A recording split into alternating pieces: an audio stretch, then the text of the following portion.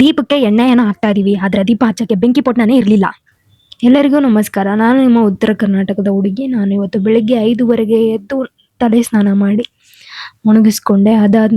ನಿನ್ನೆ ರಾತ್ರಿದ್ದು ಪಾತ್ರೆಗಳು ತುಂಬ ಇತ್ತು, ತೊಳೆದ್ಬಿಟ್ಟು ದೇವಸ್ಥಾನಕ್ಕೆ ರೆಡಿ ಆದೆ. ದೇವಸ್ಥಾನದಲ್ಲಿ ಯಾರಾದರೂ ನನ್ನ ಚಪ್ಪಲಿನ ಕದ್ಕೊಂಡು ಹೋಗ್ತಾರೆ ಅಂತ ನಾನು ಬರಿಗಾಲಲ್ಲೇ ದೇವಸ್ಥಾನಕ್ಕೆ ಹೋದೆ. ನಮ್ಮಮ್ಮ ದೇವಸ್ಥಾನದಲ್ಲಿ ಏನೋ ಬೇಡ್ಕೊಂಡಿದ್ರು ಲಾಸ್ಟ್ ಟೈಮ್ ಬಂದಾಗ, ಅದಕ್ಕೆ ತುಪ್ಪದ ದೀಪ 5 ದೀಪನ ನಾವು ಹಚ್ಚಿದ್ವಿ. ನಮ್ಮಮ್ಮ ಬೆಂಕಿ ಪೊಟ್ನ ತರದೇ ಮರೆತೋಗ್ಬಿಟ್ಟಿದ್ರು, ಅದಕ್ಕೆ ನಾನು ಆಚೆ ಹೋಗ್ಬಿಟ್ಟು ತಗೊಂಡು ಬಂದೆ. ನಿಮಗೂ ಏನಾದರೂ ಆಸೆ ಆಕಾಂಕ್ಷೆಗಳು ಏನಾದರೂ ಇದ್ದರೆ ದೇವ್ರ ಹತ್ರ ಬೇಡ್ಕೊಳ್ಳಿ, ಖಂಡಿತ ನೆರವೇರುತ್ತೆ. ತುಳಸಿಗೆ ಹಾಗೆ ಪೂಜೆ ಮಾಡಿದ್ವಿ. ಎಲ್ಲ ದೇವ್ರಿಗೂ ಪೂಜೆ ಮಾಡಾದ್ಮೇಲೆ ಬೆಳಗ್ಗೆ ದೀಪನ ಒಂದೊಂದಾಗಿ ಕೆಳಗಡೆ ಇಟ್ಬಿಟ್ಟು ಮುಂದೆ ಹೋದ್ವಿ.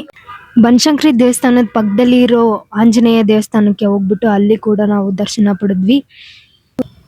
ದೇವಸ್ಥಾನದ ಮುಂದೆ ಇರೋ ಬಸ್ ಸ್ಟಾಪ್ ಹತ್ರ ಬಸ್ ಹತ್ಕೊಂಡು ತರಕಾರಿ ತಗೊಳಕ್ಕೆ ಅಂತ ಹೋಗಿ ಹಂಗೆ ಮನೆಗೆ ನಾವು ಹೋದ್ವಿ.